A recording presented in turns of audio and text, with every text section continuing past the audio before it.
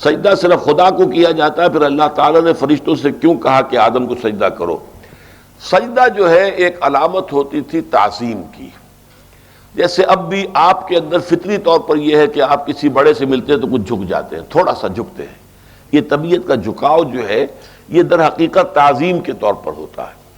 تو اس طریقے سے پھر ایک رکوع کی کیفیت ہے، وہ اور جھکاؤ ہو گیا. ایک تو قنوت ہے، کھڑے کھڑے تھوڑا سا جھک جانا، یہ قنوت کہلاتا ہے. نماز میں جب آپ کھڑے ہوتے ہیں تو اس میں بھی ایک جھکاؤ کی کیفیت ہونی چاہیے، سینہ تان کے نہیں کھڑے ہونا چاہیے، اس میں بھی قنوت کی شکل ہونی چاہیے.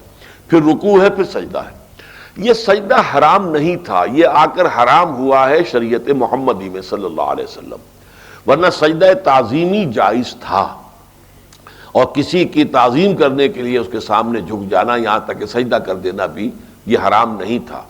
جیسا کہ سورہ یوسف سے آپ کو معلوم ہے، حضرت یعقوب اور ان کی اہلیہ اور ان کے باقی جو 10 بیٹے تھے ان سب نے جو ہے وہ سجدہ کیا. احد عشرہ، بلکہ 11 بیٹے تھے، احد عشرہ کوکبا والشمس والقمر.